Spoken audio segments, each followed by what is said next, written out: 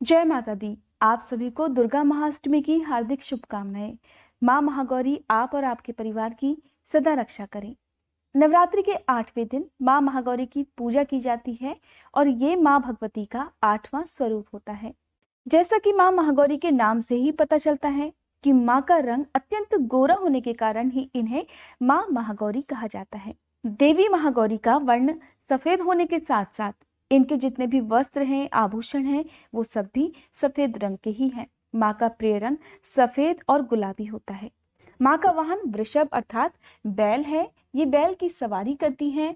माँ के दाहिने हाथ में अभय मुद्रा की स्थिति है। नीचे वाला हाथ में दुर्गा शक्ति का प्रतीक त्रिशूल धारण करती हैं और माँ महागौरी के बाएं हाथ में शिव जी का प्रतीक डमरू है। डमरू धारण करने के कारण इनका एक नाम शिवा भी कहा जाता है। माँ ने अपने नीचे वाले हाथ में अपने भक्तों को अभय देने वाली वर मुद्रा धारण की हुई है।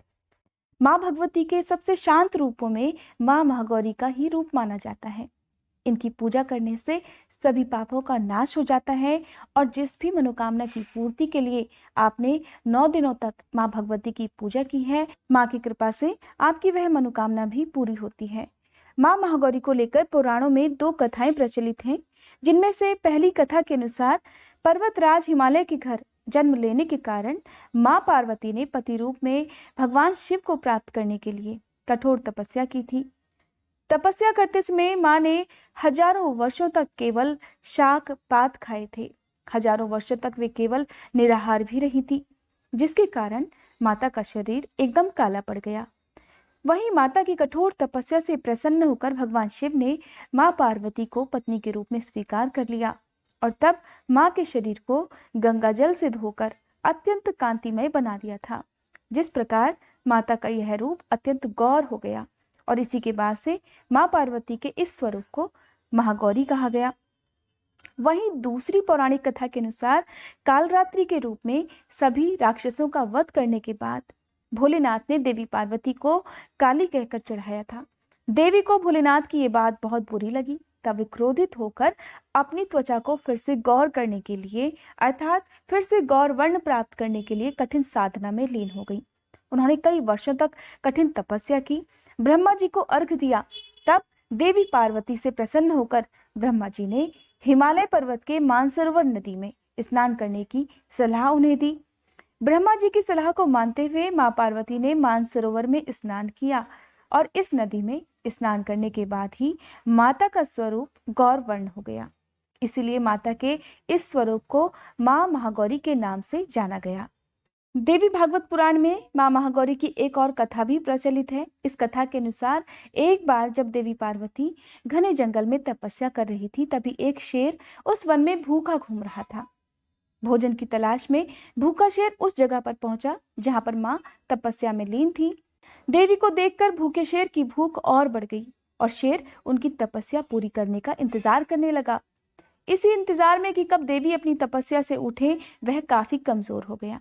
कई वर्षों तक शेर इसी प्रकार देवी के सामने बैठा रहा और कई वर्षों के बाद जब देवी की तपस्या पूरी हुई और जब वह अपनी तपस्या से उठी तो उन्होंने अपने सामने एक शेर को देखा जो कि बहुत कमजोर अवस्था में उनके ठीक सामने बैठा हुआ था।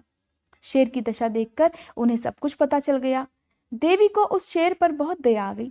तब माँ ने उस पर प्रसन्न होकर उसे हमेशा के लिए अपनी सवारी के रूप में अपना वाहन बना लिया।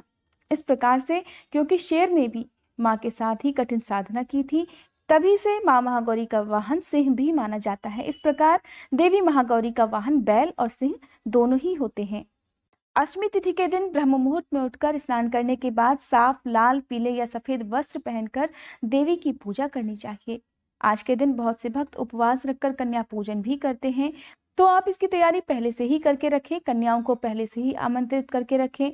माँ भगवती के माँ महागौरी स्वरूप की पूजा करते समय आप माँ को लाल, पीले या सफेद पुष्प अर्पित कर सकते हैं। माँ का श्रृंगार कर सकते हैं। अक्षत कुमकुम का तिलक लगाकर धूप दीपक जलाकर रखने के साथ ही आज के दिन भोग में माँ को चने और हलवे के भोग के साथ साथ नारियल का भोग भी लगाया जाता है। अगर दुर्गा सप्तशती के सभी अध्याय आपने पढ़ लिए हैं तो आज के दिन देवी सिद्ध कुंजिका स्तोत्र और देवी सूक्तम का पाठ आपको करना चाहिए। बिना देवी सूक्त और बिना सिद्धकुंजिका स्तोत्र के श्री दुर्गा सप्तशती पाठ अधूरा माना जाता है। साथ ही आप आरती करें और आपकी जो भी मनोकामना है उसकी पूर्ति के लिए देवी से प्रार्थना करें। और इसके बाद आप आरती करने के साथ ही क्षमा याचना जरूर करें, ताकि जाने अनजाने में आपसे जो भी गलती हुई है उसके लिए देवी आपको क्षमा कर सकें। इसके बाद अगर आपने कन्या पूजन करना है तो आप कन्या पूजन करें, और अगर आपने नवमी के दिन कन्या पूजन करना है तो आप अपना व्रत प्रारंभ करके माँ भगवती का ध्यान करें। अगर आप जानना चाहते हैं माँ महागौरी की पूजा किस तरह से की जाए, कौन सा भोग लगाना चाहिए, किन विशेष मंत्रों से पूजा करनी चाहिए, तो इसकी वीडियो मेरे चैनल पर आपको पहले से ही मिल जाएगी। आपने उस वीडियो को अगर नहीं देखा है तो आप मेरे चैनल पर इस वीडियो को देख सकते हैं। ये थी आज की वीडियो। उम्मीद करती हूँ ये जानकारी आपको पसंद आई होगी। वीडियो अगर पसंद आई हो तो जय माता दी लिखने के साथ साथ मेरे चैनल को आप सब्सक्राइब भी कर सकते हैं।